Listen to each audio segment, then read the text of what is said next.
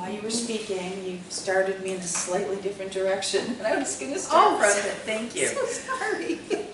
No, it's all right. I can wing it.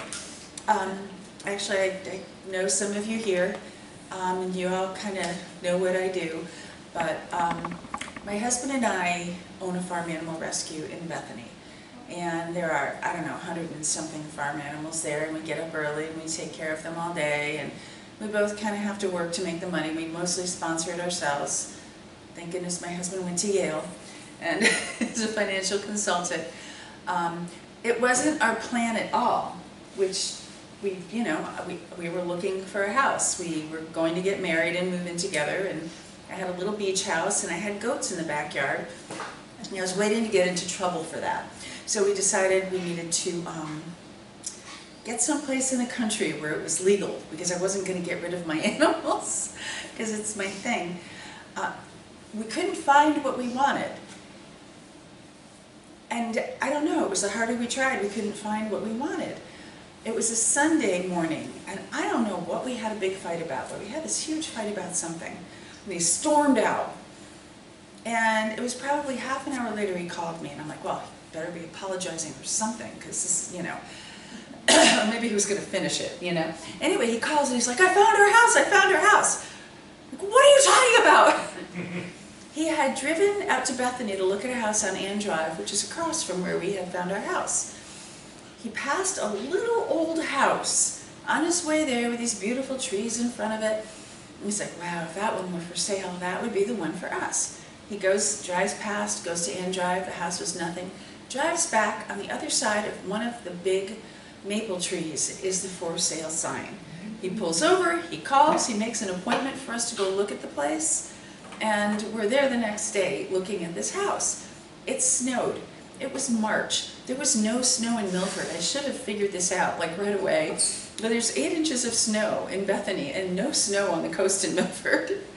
But I got there and we're sitting in the driveway and the agent wasn't there yet. And I looked up the hill, and I don't know why I needed to walk up there in my dress shoes, because he picked me up from work. I was working as a journalist. And in my high heels, I walked up through 8 inches of snow, stood at the top of the hill, looked down, and I was like, holy crap, everything's buzzing. There's a vortex at the back of the property. I'm like, okay, whatever the house looks like, this is where we're supposed to be. And we had a fight for a reason. So David would go driving out. So anyway, we did not have it in our heads that we were going to have a farm animal rescue. I just wanted someplace for my goats to park in the backyard, and my chickens and my ducks, my dogs and my cats, and a couple of ferrets that my son had left behind when he went off to college. This was 24 years ago. Within a year, the property next door went on the market. It was a horse farm. We ended up buying that and started rescuing horses. Hundreds of horses. We rescued hundreds of horses over the years and placed them all over.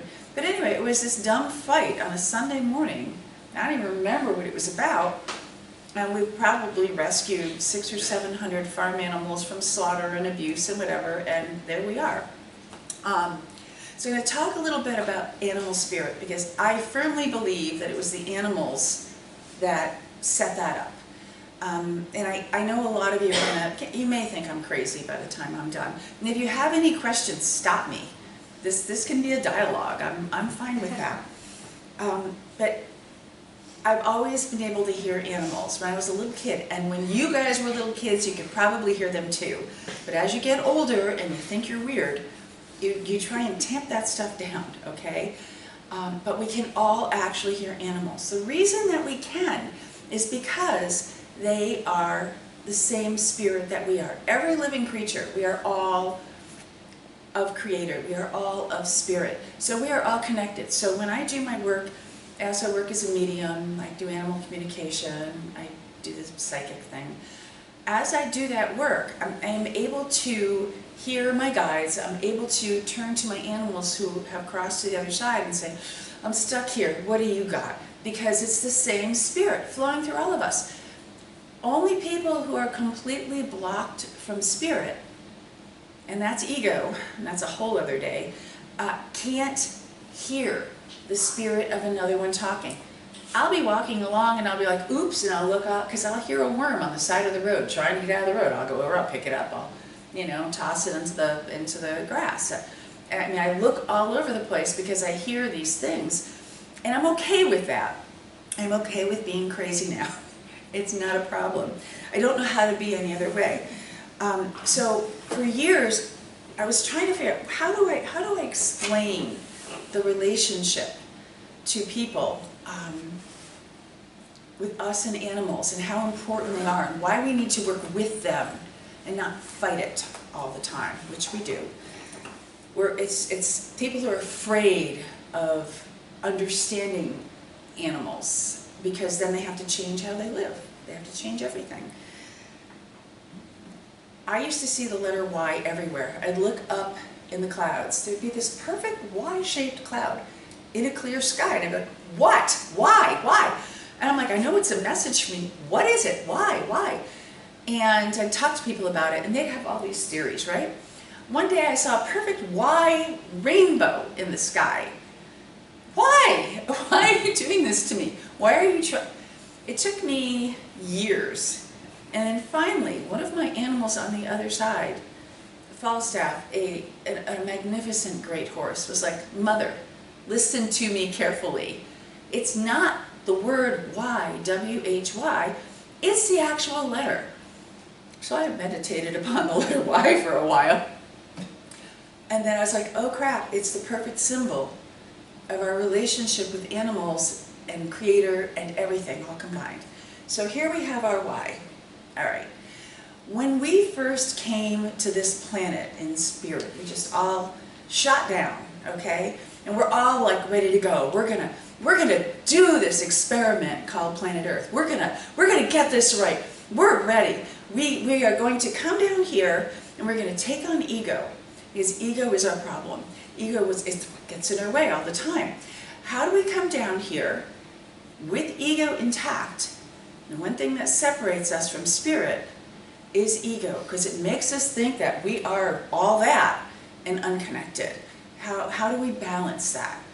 And on our way down, or here, or however you want to, we got a little nervous about it. So we split. Part of us comes here, part of our spirit lands here, and the other stays. That's the top part of the Y. So this is us down here doing our thing. This is us in spirit. This is angels. The angels are us and we are angels, okay? Now, if you look at the top part of the Y, where we are far from our spirit connection, our angel connection, it's because we have become so consumed with ego that we are now separate from where we should have been, okay? The ones way down here at the bottom, who are super close, those are the ones who have managed to come here and create like crazy, because we're here to be creators. We are a version of Creator here to create and make beauty and in a million different ways, and every one of us can create no matter what. So they're the ones who have worked with ego, because if you work with ego, you can create all of the things. We are an extension of Creator. That's what we're doing here. We have all these gifts and talents, and that's why we're here. So the ones who've made peace with ego and can do their work, they're down here, just chatting away back and forth with their angels all day long and using them to help create this beautiful place. What's the stem of the Y? Any guesses? Two together? All together. The stem of the Y are the creatures that didn't get separated from spirit because they have no ego. The stem of the Y is the animal kingdom. Animals don't have ego. Animals are always connected. So if I get stuck, I talk to an animal, because it can be my ego getting in my way, okay? Every single animal, chickens, ducks, geese, gorillas, every single one of them is completely in touch with spirit all the time, because they don't have ego. So, in my work, I now go, okay, if I start to feel like a little shaky on what I'm going to do, I have to know that my angel, my better part, is right there guiding me. I need to release myself to hearing it so that I don't screw up and not get the right house and build an entire farm sanctuary. And that I have to honor the animals because they are the better part of Creator. We are not here to dominate them. We are here to work with them. They want to work with us, but we treat them like garbage in so many capacities. They want to work with us. They want to be part of the solution of fixing this planet. We've screwed it up. If we disappeared yesterday, the earth would immediately start healing itself. The animals would start to take their places and they would regain balance. We're the ones who throw the balance off. The answer to that is ego. All right, any questions on anything yet? Anything? I love questions. I was a teacher for a long time. Peter, yes? I want to know if there is any difference in consciousness from animals to plants. Animals to plants? There's a difference in consciousness, yes. Animals are spirit runs through every living thing, okay? Plants understand their purpose. Their purpose is to nourish, and they so easily rejuvenate themselves. The cows eat the grass keeps growing. Here's my favorite example. When my pigs get into the tomatoes, they eat the tomatoes. And then they go hang out in their pastures. And when the tomato seeds go through a pig, every single one of those suckers germinates. I will have an entire pasture filled with tomato plants sprouting because something about the process of going through a pig's intestine makes them incredibly viable. I'll pick from one. We used to have a paddock where the old ladies were in, and then we'd move into their summer pasture and back. It would fill with tomatoes because the pigs eat the tomatoes, and then the seeds are viable. If you allow nature to have its balance, and the animals understand this, not us, plants understand, and the plants and the animals work together. Okay, they understand they're getting eaten, but they also have a way to know they're going to survive. They also understand that they are all of that one spirit. For example, all right, you have a beehive, and it's not plants, but it's a similar thing. Sooner or later, some of the bees are going to die. None of them worry about that. Why? Because they are all a hive. That particular spirit that runs through all of them still stays. They still work as a unit. And that spirit is within them, even when that other bee is, that bee knows that it all continues and that spirit is still part of the hive. Animal communication, let me just throw one in there for horses in a herd in the wild, okay? There's always it's the lookout this, the lookout that, that helps them. Well, it's not just the lookout. When a horse sees a possible threat, the consciousness of all of these horses is as one. One horse sees the threat, they all see the threat, and they move together at the same time away from the threat, because they all are so connected to each other that they can't be separate. Do you see how that changes? How if we were all connected to each other, how we would be able to work as a unit for the better of the group. Okay, so anyway, I hope that answers the thing about plants. Plants know their job. They are there as sustenance. And they understand what's going to, and stop me when I'm done. I don't know how long I'm not going to pay attention. Okay. One other thing about animals. We got a little baby pig the other day. His name is Eugene Humphrey. I did not want another baby pig. I had no interest in another baby pig. The problem with us is that animals reincarnate, and we're old now. My husband's 67, I'm 63. And I'm like, we can't keep having you come back. I've had this one dog come back, I don't know, 5 times. His name's been Ragno most of the time. But very clearly, and I'd have to come back a whole other time to kind of explain that, but a lot of you have experienced this. You had a cat when you were young.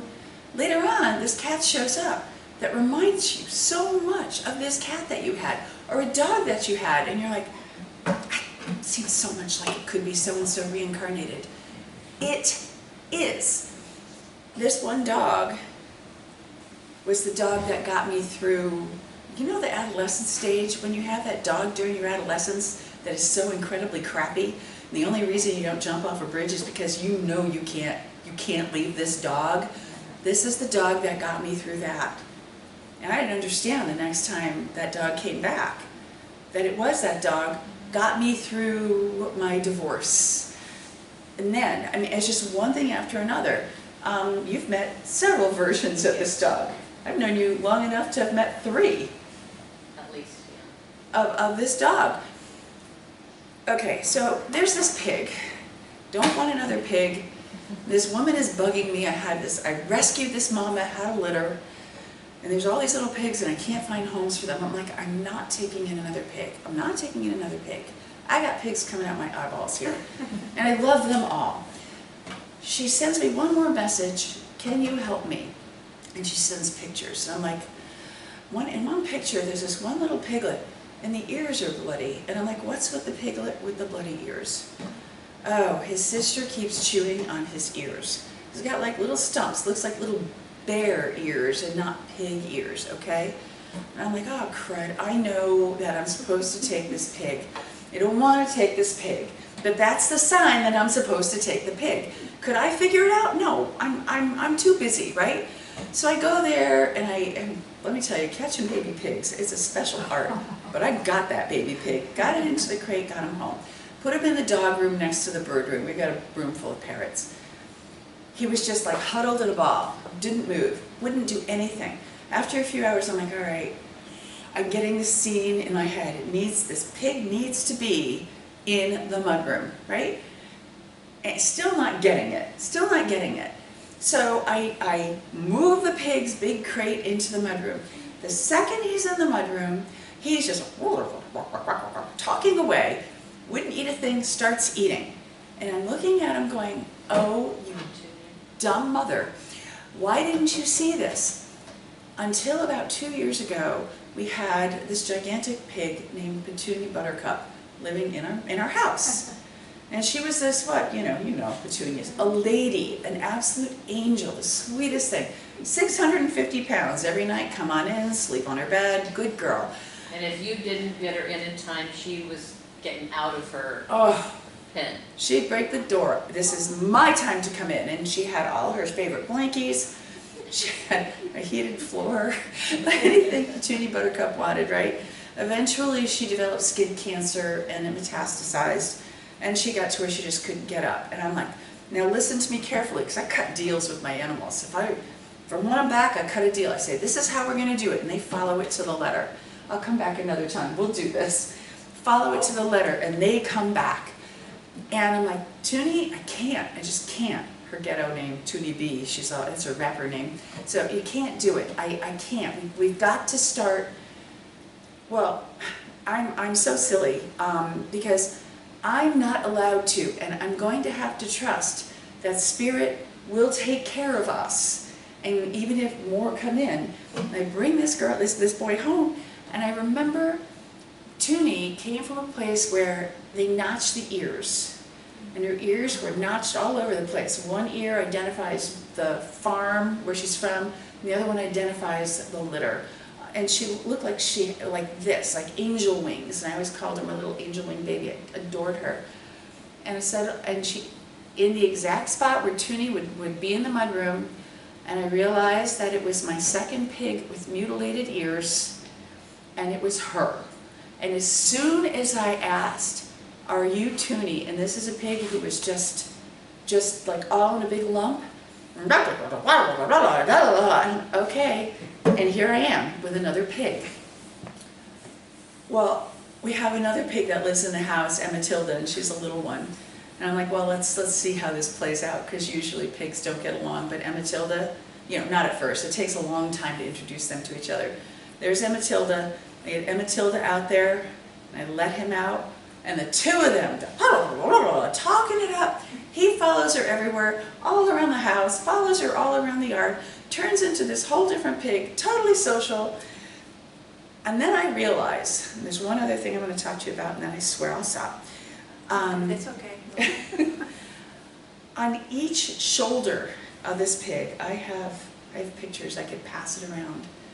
There is an infinity symbol. And the infinity symbol, and a perfect infinity symbol, one on each shoulder. And it's like wings, just right there, okay? The infinity symbol, and I work with a group of 8 ladies on the other side, and it's the number 8, but the infinity part is the energy swirls through us, through the infinity, back to us, through the infinity. It symbolizes a lot of things, but it symbolizes, for me, the connectedness between us and spirit. And this little pig apparently is always going to be with me, and now has this very visible reminder to me about I have got to pay attention and listen.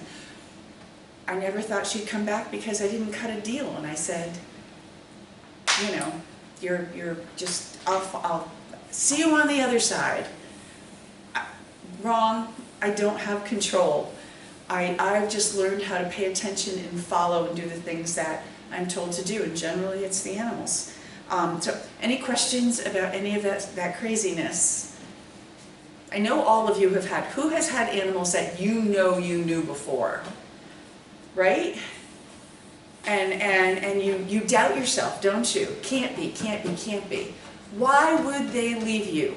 Why would an animal that you love so much and who loves you so much, if they've got a shot to come back to you, why wouldn't they?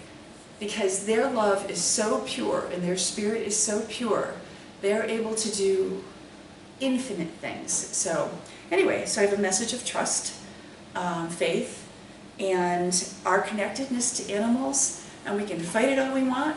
There's nothing you can do about it, because they're going to keep showing up and they're going to keep trying to teach us the things we need to know. Nat.